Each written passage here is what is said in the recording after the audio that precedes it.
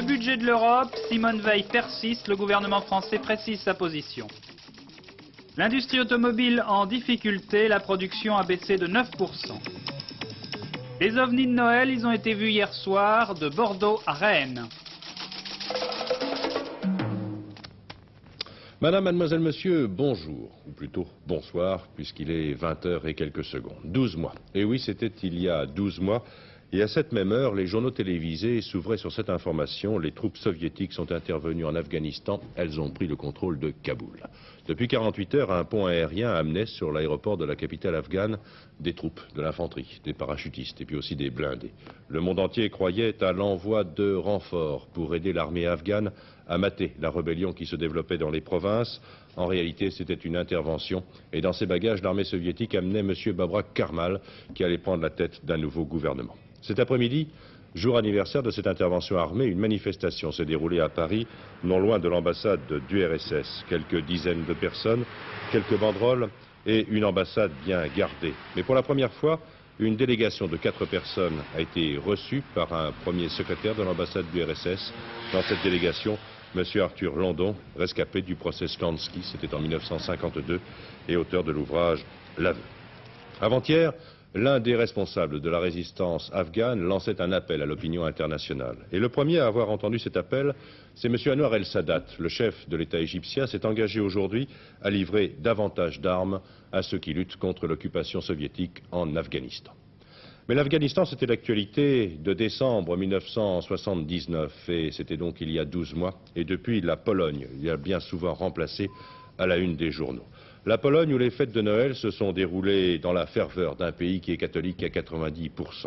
Pourtant, même en ce moment, la politique ne perd pas ses droits. C'est ainsi que M. Tchirek, le ministre polonais des Affaires étrangères, est depuis hier soir à Moscou où il a été reçu par M. Leonid Brejnev. Une visite qui, selon l'agence TASS, doit permettre de renforcer l'amitié traditionnelle et la coopération entre les deux pays. Petite mise en garde tout de même, et elle a son importance. La Pravda écrit ce matin que l'idée de créer des syndicats libres en pays socialiste est des plus suspects et vient des adversaires du socialisme.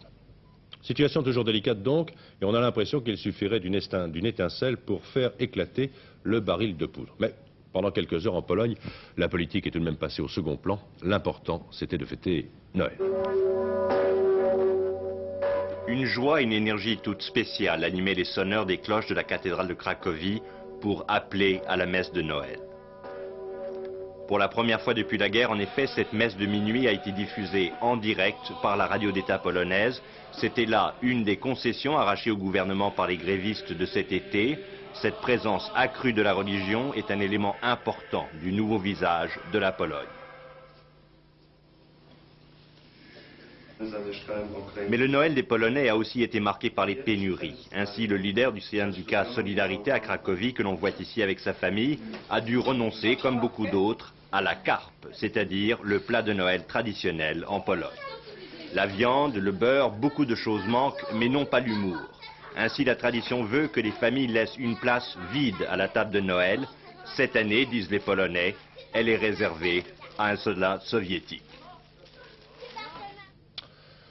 Le budget de la communauté européenne, entre Madame Simone Veil et le gouvernement français, le ton ne monte plus, mais les positions, il faut le dire, restent tout de même tranchées. Le fond de cette querelle peut vous sembler assez complexe. Il s'agit d'une affaire de budget, une affaire de gros sous donc, un petit supplément, 2 milliards tout de même, demandé pour 1980. L'hôtel Matignon a accusé Mme Simone Veil de détournement grave de procédure. Cette dernière avait en effet estimé que puisque le Conseil des ministres des 9 ne s'était pas prononcé, c'est qu'il était d'accord pour adopter le collectif budgétaire, qui ne dit mot consent. La présidente de l'Assemblée de Strasbourg estime qu'elle n'a fait que son devoir. Elle s'en est d'ailleurs expliquée ce midi devant les caméras d'Antenne de Midi. Président, je suis tenu par des règles extrêmement strictes. Les traités sont en l'espèce très précis et les traités précisent les conditions dans lesquelles le président du Parlement arrête le budget.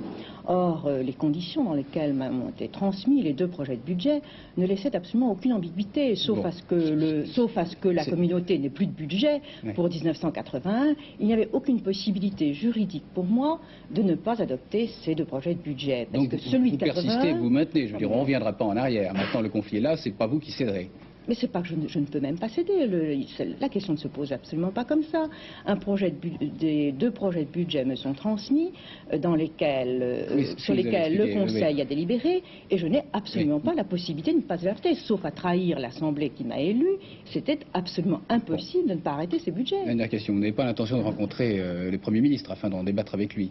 Mais ça ne se pose absolument pas. S'il y a des procédures qui sont prévues, si la France, ceux qui dans son droit, refusent de payer, la Commission la mettra en demeure de payer, et le gouvernement français peut saisir la Cour de justice. Mais en l'espèce, juridiquement, institutionnellement, politiquement, compte tenu du mandat qu'a le Parlement, je ne pouvais absolument pas arrêter ces deux budgets, sauf à laisser, d'abord l'Italie, sont les crédits qui ont été prévus pour elle, et les communautés, son budget. Cette querelle sur le budget de l'Europe se transforme donc désormais en une sorte de querelle de politique intérieure, à l'instigation notamment d'un certain nombre de responsables gaullistes qui, il faut le dire, quelques mois après les élections européennes, sautent sur l'occasion. Ainsi, M. Debré, qui souhaite que le gouvernement convoque dans les délais les plus brefs l'Assemblée nationale en session extraordinaire. Pour M. Claude Labbé, le président du groupe parlementaire gaulliste, Mme Simone Veil, en laissant prédominer la tendance supranationale et démagogique de l'Assemblée de Strasbourg, donne la preuve évidente de ce que le RPR dénonçait l'an passé. Au passage tout de même, un petit coup de patte de M. Claude Labbé au gouvernement. Ce qui se passe, a-t-il déclaré cet après-midi, eh bien c'est la démonstration de l'incohérence de certains comportements, puisque M. Raymond Barre soutenait Mme Simone Veil lors de ces élections. Un renfort tout de même pour la présidente de l'Assemblée de Strasbourg, pour M. Jacques Delors. Mme Simone Veil ne fait que son devoir. M. Delors, qui siège justement à Strasbourg, sur les bancs socialistes, estime que l'Assemblée européenne, dans cette affaire, a agi dans la stricte limite de ses compétences et a pris ses responsabilités. Conclusion de M. Jacques Delors, la France n'a pas de politique européenne. Voilà donc les thèses qui sont aujourd'hui en présence. Pour le gouvernement, M. Pierre-Bernard Rémond, il y a détournement de procédure de la part de Mme Simone Veil. Alors, en dépit du démenti de cette dernière, est-ce que vous maintenez cette position ? Je crois effectivement que l'esprit de la procédure n'a pas du tout été respecté. Mais depuis le début de ce conflit, on parle beaucoup de procédure. Mais je voudrais en venir au fond de la question. Que demandait l'Assemblée?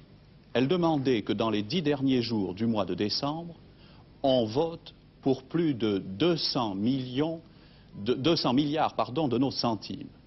C'est exorbitant et c'est d'ailleurs impossible à dépenser en si peu de temps. Par conséquent, il y avait là véritablement une procédure viciée. Et je maintiens tout à fait, effectivement, que nous ne pouvons pas accepter, nous, Français, que autant d'argent puisse être inscrit dans un budget supplémentaire pour une année 80 qui se termine. Monsieur le ministre, je remarque une convergence là. J'ai l'impression que le gouvernement et le RPR sont sur la même longueur d'onde à propos de ce qui s'est passé à Strasbourg. Effectivement, le gouvernement a la même analyse et ne souhaite pas verser les sommes qui lui sont demandées. Bien sûr, nous verserons les sommes qui nous paraissent tout à fait normales de donner à la communauté, par exemple pour ce qui concerne les dépenses sociales, pour faire face à ces engagements. Nous sommes aussi d'accord pour verser les sommes qui correspondent à l'aide que la communauté a décidé d'apporter pour le tremblement de terre italien. La France déclare maintenant qu'elle ne paiera pas. Pour la communauté, c'est une menace qui paraît illusoire. S'il n'y a pas paiement de la France, il n'y aura pas de politique européenne, donc notamment pas de politique agricole. Non, la France honorera ses engagements en ce qui concerne les sommes pour lesquelles elle est d'accord. Ce que la France ne veut pas, c'est payer au-delà du niveau auquel elle a donné son accord. Pour vous, Strasbourg, le Parlement de Strasbourg excède un peu de ses pouvoirs, là. Je dis que la façon dont l'Assemblée, d'une part, la Commission, d'autre part, et il faut bien le dire, certains États également, ont utilisé la procédure, en ont détourné l'esprit. Et la France ne souhaite pas que l'esprit de ces institutions, et notamment sur le plan budgétaire, soit détourné. Vous dites certains États, quels États exactement? Eh bien, disons-le tout net, il y avait l'Italie et la Grande-Bretagne. Madame Simone Veil, ce midi, à notre antenne, a proposé à la France de saisir la Cour européenne de justice. Est-ce que vous allez le faire? Non, pas du tout. Il s'agit en fait d'un problème politique et non pas d'un problème juridique. Et je crois par conséquent qu'il y a lieu de rechercher dans la concertation les meilleures solutions. Or, à l'heure actuelle, je constate que nous sommes en quelque sorte dans un conflit qui mérite beaucoup plus la concertation que des disciplines juridiques. La concertation avec qui? Avec la Commission de Bruxelles? Eh bien, vous avec, savez, cette concertation, elle est naturelle au niveau de l'Europe. Elle s'est déjà produite à de nombreuses reprises. Je regrette beaucoup que dès le lendemain de la réunion du Conseil, il n'y ait pas eu possibilité de rencontre et que l'Assemblée ait en quelque sorte précipité la procédure pour en venir à une situation qui est aujourd'hui bloquée. Bien, Monsieur le Ministre, merci. Je pense que nous aurons l'occasion dans les jours qui viennent de reparler de cette querelle où la France d'ailleurs n'est pas tout à fait seule. Le Danemark, la Belgique et surtout l'Allemagne partagent tout ou partie de la position française. Et puis, à l'instant, j'apprends la réaction du Parti communiste français, Monsieur Louis Bayot, qui est membre du comité central du Parti communiste et qui est d'ailleurs député lui aussi à l'Assemblée européenne, qui estime qu'il s'agit là d'une fausse querelle. Au plan institutionnel, explique Monsieur Bayot, il n'y a pas de divergence de vue entre Monsieur Giscard d'Estaing et Monsieur Barr d'une part et Madame Veil d'autre part. Ensemble, ils sont favorables à l'intégration européenne, c'est-à-dire qu'ils sont pour que la France abandonne sa souveraineté au profit de l'Europe des sociétés multinationales. Voilà pour les actions du Parti communiste face à cette querelle sur le collectif budgétaire des communautés européennes. La situation de l'industrie automobile française, elle est un peu inquiétante. Certes, la régie Renault tient bien le coup face à la compétition internationale, mais globalement, les résultats des différents constructeurs français ne sont pas très bons. Encore ne faut-il pas trop parler de catastrophe. Certes, la France a construit moins d'automobiles que l'an passé, mais l'année 79 avait été une année absolument record. Des statistiques préoccupantes donc qu'il faut analyser de près. Une première explication. Brimés par les producteurs de pétrole, inquiétés par le fisc, martyrisés par les constructeurs qui augmentent sans cesse leur prix, les automobilistes se détournent de la voiture. Cette explication n'est pas suffisante, affirme la Chambre syndicale des constructeurs d'automobiles. Il faut y ajouter la faiblesse de nos exportations, un marché étranger médiocre où règne la terrible concurrence japonaise. Après une année 1979 record, 3 220 000 voitures construites, la production de 1980 n'atteindra pas 3 millions d'unités, soit une baisse d'environ 9%. Les immatriculations, quant à elles, baissent de 6%, les exportations de 10%. Certains se consoleront en apprenant que la plupart des marques d'Europe occidentale ont fait encore moins bien que les marques françaises. Pour une fois, le malheur des uns fait également le malheur des autres. Si la faiblesse des achats freine la production nationale, elle entraîne du même coup la baisse des importations, sauf des véhicules japonais qui, eux, passent de 3 à 3,5% du marché intérieur. Alors, les Français en auraient-ils assez de l'automobile? Une enquête récente de l'INSEE concluait au résultat inverse. Les intentions d'achat des ménages sont de 1% supérieures à ce qu'elles étaient à la même époque l'an dernier. On pourrait donc en déduire que tout cela n'est pas grave, mais voilà, cette récession de la construction a des conséquences désastreuses immédiates pour l'emploi. L'industrie automobile devrait fonctionner au ralenti jusqu'au printemps. 250 000 personnes en vivent. Manu France, les cadres CGT de l'entreprise proposent la transformation de la vieille société stéphanoise en coopérative ouvrière. Ils ont annoncé leur intention d'entamer une procédure juridique. Les cadres CGT souhaitent également prendre contact avec les autres syndicats et avec les ministères de l'économie et du travail. Et j'apprends à l'instant que les autres syndicats de Manu France, justement, ont décidé il y a quelques minutes de soutenir l'initiative des cadres de la CGT. 7,5%, ce sera le taux d'intérêt pour les livrets de caisse d'épargne l'an prochain. À la fin du premier semestre de cette année, le gouvernement avait décidé de porter le taux d'intérêt de 6,5 à 7,5%. C'était à l'époque une mesure annoncée comme devant être transitoire, mais c'est du provisoire qui va donc rester réalité au cours des prochains mois. À l'étranger, la Cisjordanie et l'Iran. En Cisjordanie, la population a bravé les interdits de l'armée israélienne. Celle-ci avait interdit les rassemblements de foule à l'occasion du retour dans son pays du maire de Ramallah. M. Karim Khalaf avait été grièvement blessé en juin dernier dans un attentat anti-palestinien. Après plusieurs mois de traitement aux États-Unis, il est rentré chez lui hier à Ramallah, qui lui a réservé un accueil triomphal. Oui, c'est porté en triomphe par ses partisans que Karim Khalaf a retrouvé sa ville de Ramallah.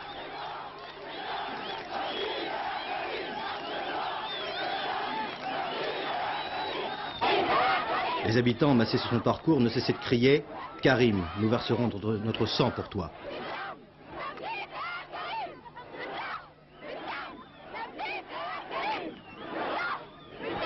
Tout de suite après, Khalaf disait « J'ai perdu un pied, peu importe. Il me reste la parole et la raison. Alors qu'il se retrouvait à l'intérieur de la mairie, ses concitoyens lui apportent un gâteau aux couleurs du drapeau palestinien.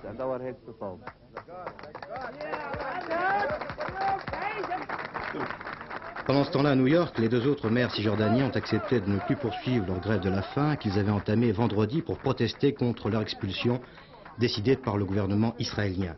Les réactions israéliennes ne sont pas faites attendre. Le représentant de Tel Aviv aux Nations Unies a accusé Waldheim de s'être incliné devant la machine de propagande arabe.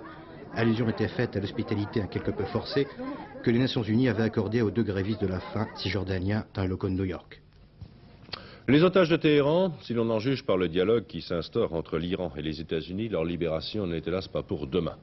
Hier, M. Ronald Reagan avait qualifié de criminels et de ravisseurs les geôliers des 52 otages. Aujourd'hui, le porte-parole du gouvernement iranien a estimé qu'il ne fallait pas prendre au sérieux M. Ronald Reagan lorsqu'il faisait beaucoup de bruit. Dans ce dossier, il semble tout de même que les Américains en savent beaucoup plus long qu'on ne le pense et qu'on ne le pensait jusqu'à présent. Selon la Maison-Blanche, Washington sait exactement où sont retenus les 52 otages. Parmi les nombreux cadeaux, messages de sympathie, lettres de leur famille qu'ont reçus les 49 otages américains réunis à Téhéran pour la messe de Noël, il y avait un cadeau en particulier qui les a profondément touchés, celui envoyé par Richard Queens, qui a partagé leur détention avant d'être libéré en raison d'une grave maladie et qui ne les oublie pas. Puis la télévision iranienne a enregistré les messages des otages à leur famille. Chacun à son tour a pu prononcer quelques mots. Ils disent que tout va bien, qu'ils pensent aux leurs, qu'ils remercient tous ceux qui prient pour eux.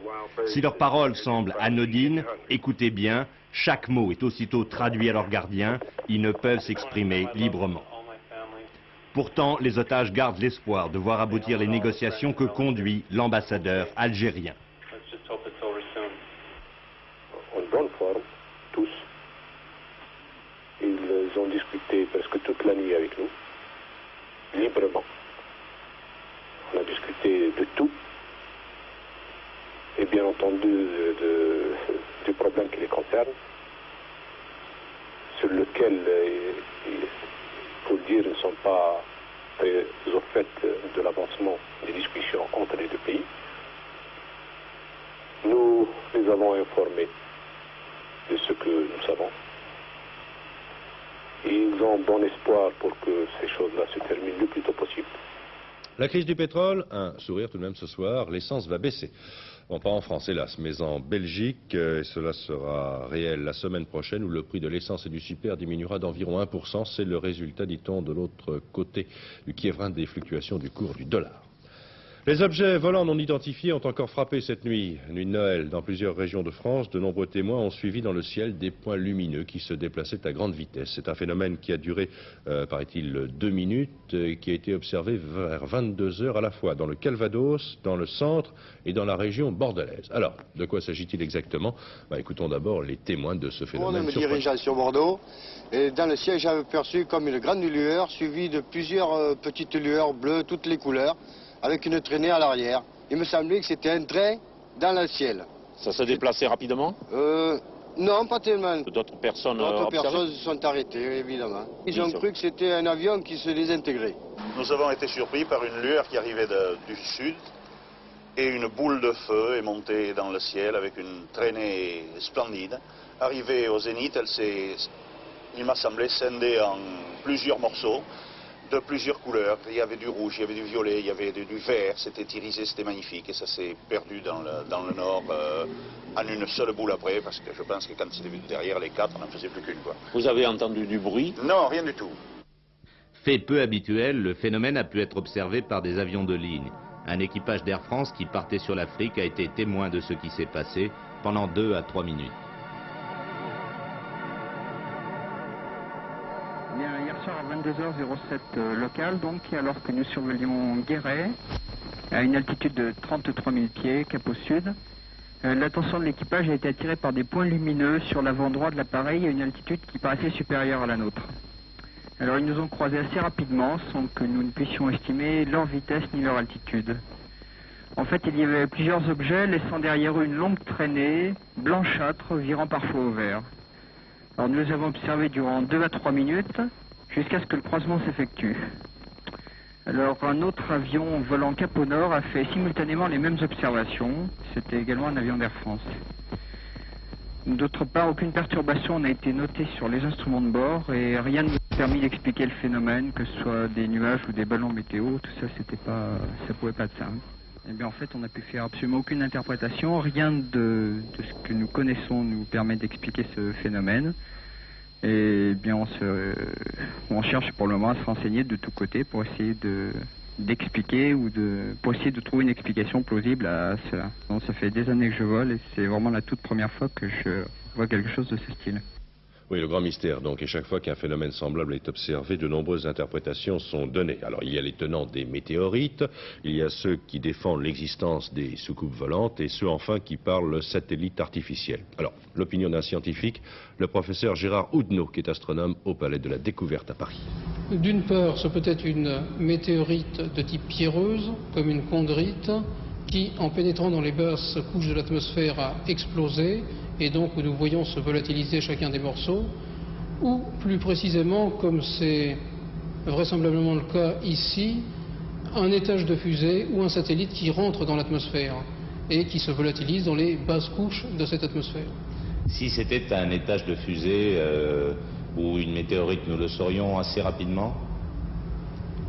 Nous pouvons le savoir. Pour une météorite, il est possible, avec le nombre de témoignages qui existent, de la retrouver dans le mois qui suit. Si c'est un étage de fusée ou un satellite, nous les connaissons tous, aussi nous le saurons dans les quelques jours qui viennent. Oui, en tout cas, s'il s'agit de petits hommes verts, ils ont bien choisi leur endroit. On parle en effet beaucoup de ruée vers l'or dans le Limousin. Vous allez me dire qu'il s'agit là d'un conte de Noël, pas tout à fait. Dans la région de Saint-Yrieix, une mine d'or devrait être ouverte prochainement. Bon, il s'agit là d'une exploitation de type industriel et les aventuriers, je crois, n'ont pas grand-chose à y faire ni à y gagner. Il était une fois, dans le centre-ouest, une vieille mine d'or battue par les vents et rongée par la rouille. Fermée depuis plus de 35 ans, on parle aujourd'hui de la réouverture des mines d'or de la commune du Chalard.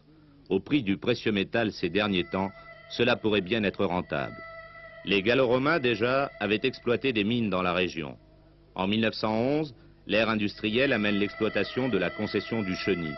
Jusqu'en 1944, plus d'1 million de tonnes de minerais seront traitées, produisant en moyenne un lingot de 10 à 12 kilos par semaine. Eugène Lagore, 73 ans, a travaillé 20 ans dans ces mines. Vous voyez une petite paillette qui se tient dans le quartz. Et il y en a plusieurs petites qu'on ne voit pas, mais enfin, celle-ci, on la voit bien à l'œil nu. Ça a de la valeur? Ouais, ça a de la valeur. Si on peut dire, il n'y a pas tellement, il y a peut-être, je sais pas moi, il n'y a pas un gramme, je crois pas ici, la paillette, mais en fait, si elle fait un gramme, ça a la valeur d'un gramme d'or, parce que c'est de l'or pur, ça. C'est une pépite que vous avez gardée en souvenir. C'est une pépite que j'ai gardée en souvenir et que je tiens beaucoup à la conserver. Je n'ai plus que celle-là maintenant. J'ai débuté ici en 1924 et à l'époque on était déjà dans les 500 ouvriers. Alors ça se remuait bien sûr dans le coin là. On passait environ 150 tonnes de minerais par jour et on avait une production de 12 kilos d'or par semaine. Il y avait les ateliers pour s'occuper de l'entretien du matériel, réparer ce qui était à réparer. Et il y avait des manœuvres qui s'occupaient de faire les digues pour maintenir la pulpe. Ah, j'ai connu cette zone très animée. À l'époque, là, en 1934-35, il y avait 500 ouvriers qui travaillaient dans le sous-sol ici. Pour le village du Chalard, la réouverture des mines serait une résurrection. Cela amènerait entre 60 et 80 familles sur la commune et permettrait aussi de créer de nouveaux emplois. J'aurais bien intérêt à ce que ça rouvre parce que ça se meurt. Vous voyez, la moitié des maisons sont fermées, il n'y a plus personne. Hein. Et plus de jeunes. Ça n'est pas la première fois que l'on parle de la réouverture des mines de la région. Pourtant, cette fois-ci, on y croit vraiment. Moi, je trouve que c'est très bien. Ça nous amènera beaucoup de monde, on en a bien besoin dans un petit pays comme ça. Et vous pensez que ça va se faire? Ben, je le pense, puisque tout le monde le dit. Je pense que ça va se faire. Mais écoutez, je suis la femme du maire, n'en parlons pas trop. Vous l'avez pas vu? Dis, monsieur Cabirol, on vous appelle le maire le plus riche de France. Vos collègues, en tout cas, vous appellent comme ça. Oui, surtout la presse. Surtout la presse qui en a fait tout un article en disant que j'étais le maire le plus riche de France, parce que dans ma commune, il a été reconnu que j'avais 10 tonnes d'or sous les pieds. Alors vous allez me poser la question, est-ce que les mines vont rouvrir? Vous n'êtes pas le premier. Mais maintenant, j'ai la quasi-certitude de l'ouverture des mines pour janvier ou février 1982. Cette année, ils sont en train de faire les travaux d'aménagement, les routes, les cantines, les water, lavabo, etc. pour le personnel. Et vous savez, j'ai un avis tout à fait favorable en ce qui concerne cette ouverture. Pour la société Penaroya, qui doit en principe reprendre l'exploitation avec les moyens techniques actuels, les études préliminaires se sont avérées positives, mais rien n'a été décidé définitivement. Quoi qu'il en soit, l'exploitation ne se ferait pas avant le début de 1982. De toute façon, dit-on avec prudence, ce ne sera jamais l'Afrique du Sud. Le taux de remplissage des stations de sport d'hiver connaît actuellement des à-coups en basse saison, surtout en janvier et mars où la capacité d'accueil n'est utilisée qu'à moins de 30% du total des lits. Cela bien sûr en raison du mauvais étalement scolaire en France. 1981 marque le début d'une opération appelée Janvier plein ski. L'objectif, c'est d'accroître la fréquentation de la clientèle nationale durant les périodes de basse saison, principalement en janvier, et d'essayer de doubler le nombre de séjours des étrangers d'ici à 1985. La venue des étrangers en dehors des périodes scolaires pourrait en effet résoudre le problème financier de pas mal de stations en France. Cette année encore, les sports d'hiver ont pris un bon départ, bon quant au volume global des séjours, mauvais quant à leur répartition dans le temps. Les statistiques officielles démontrent que 80% des séjours sont pris à Noël, en février ou à Pâques, soit environ sur 8 semaines, alors que la saison traditionnelle s'étend sur 22 semaines. Ces images tournées à la mi-décembre évoquent une station de sport d'hiver idéale, hors vacances scolaires, sans l'encombrement des pistes, des remontées, des commerces. Une fois de plus, cette année, aucun accord n'était possible entre le ministère de l'Éducation et la direction du tourisme, au grand désespoir des municipalités, de plus en plus souvent propriétaires des remontées mécaniques. L'amortissement de frais énormes devient alors problématique. Le souci d'assurer un meilleur service nous oblige à avoir un complément de personnel, un meilleur travail de préparation, des investissements supérieurs qui ne peuvent pas être utilisés valablement dans les jours qui suivent, puisque nous avons des périodes creuses. Certaines académies représentant des potentiels de très faibles et fréquentant peu les régions de montagne. Pour combler ces périodes creuses, une solution, faire venir des étrangers. La France, en ce domaine, est très en retard par rapport à Suisse, Autriche ou Italie, qui accueillent 4 à 6 fois plus d'étrangers que nous. L'hiver dernier, pendant que 300 000 Français partaient skier à l'extérieur du pays, seulement 540 000 étrangers venaient en France, solde trop légèrement positif.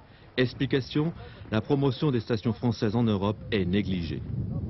Eh bien, un exemple, nous dépensons pour la promotion dans 6 pays européens en gros 400 000 francs, ce qui est fort peu de choses par rapport au chiffre d'affaires que représente l'avenue de tous ces étrangers en France. Les étrangers, eux, enfin les Suisses, Italie, Autriche, font beaucoup mieux. Ils font hélas beaucoup mieux. Lorsque nous prenons un stand dans un ski show de 20 mètres carrés, bien souvent nos amis étrangers prennent des stands de 100 mètres carrés. Sur 100 étrangers, 36 Belges, 32 Allemands, loin derrière 7 Britanniques. Puis, Hollandais, Espagnols et Italiens, ils sont 16 à eux tous. Reste 9 pour faire la centaine. Il faut aller les chercher à l'autre bout du monde. 20 missions parcourent le globe pour le compte de l'association France Ski International, qui représente les 14 plus grosses stations françaises. Ces missions sont chargées d'organiser des manifestations grand public sur les autres continents, mais aussi de contacter et d'informer les agents de voyage. En ce moment, à Singapour ou à Dakar, un monsieur rentre dans une agence aérienne, demande un renseignement pour aller au sport d'hiver. Immédiatement, avec la composition d'un numéro code, le nom des 14 stations françaises sortent et on peut questionner chaque station qui apparaît sur l'écran avec tous les détails qui sont là-dedans, des remontées mécaniques, toutes ces choses-là. Pour les clients lointains, donc, l'organisation est bonne, mais ils représentent moins de 10% du total des séjours. Quant à l'Europe, l'association des maires de stations de sport d'hiver, en liaison avec le ministère de la Jeunesse, des Sports et des Loisirs, est chargée de la convaincre, sans moyens financiers ni techniques véritables, nous l'avons vu. C'est regrettable pour 2 raisons. 1. Cela ferait rentrer des devises. 2. L'effort d'équipement des stations françaises serait mieux supporté grâce à nos voisins venant occuper les pistes désertées par les Français en janvier et début mars en raison du mauvais étalement des vacances scolaires. Mauvaise fin d'année pour le Français Yannick Noah qui aura décidément raté une bonne partie de sa saison. Au championnat international d'Australie, le numéro 1 du tennis français a été éliminé au premier tour par l'Américain John Austin, un score sans appel 6-3, 6-2, 6-1. En revanche, l'autre Français inscrit dans la compétition, Pascal Porte, s'est qualifié en battant l'Américain Peter Fleming en 4-7. En basket, c'est un rude week-end qui s'annonce pour les Français. Le tournoi de Noël commence à Coubertin et dans quelques minutes, la France va d'ailleurs affronter la Finlande. Ce tournoi oppose l'URSS, une équipe brésilienne de Sao Paulo, la Finlande et la France. C'est le premier match qui avait commencé aux alentours de 18h30, opposait l'URSS à l'équipe brésilienne de Sao Paulo et c'est l'URSS qui l'a emporté 103 à 101. La France a connu l'un de ses Noëls les plus tempérés des dernières années. Certains courageux se sont même baignés hier après-midi sur la Côte d'Azur. Je dis courageux car la température extérieure ne dépassait quand même pas 14 à 15 degrés et l'eau était encore plus fraîche. Aux États-Unis, pas question de baignade, ou alors il vaudrait mieux commencer à casser la glace. Les États-Unis ont en effet connu le Noël le plus froid du siècle. Record, moins 40 degrés dans le New Hampshire. À New York, il faisait moins 15 degrés. Selon les météorologues, ces températures particulièrement basses sont dues à un front de haute pression sibérienne. Une consolation tout de même pour les Américains. Il faisait froid, certes, mais la neige était restée dans les nuages et la vie n'a donc pas été complètement bloquée. Pas de risque de ce genre pour la France demain. La météo attend plutôt un temps très nuageux avec des pluies et de la neige en zone montagneuse. Les températures devraient s'adoucir encore sur les régions de l'ouest. Après le passage des nuages, eh bien c'est un temps instable qui régnera sur la France. Voilà, 20h30, cette édition est maintenant terminée. À 23h, c'est Hervé Claude qui vous présentera notre dernière édition. Quant à moi, je vous retrouverai demain à 12h45 pour Antenne de Midi en compagnie de M. Bertrand de Jouvenel. Bonne soirée, à demain.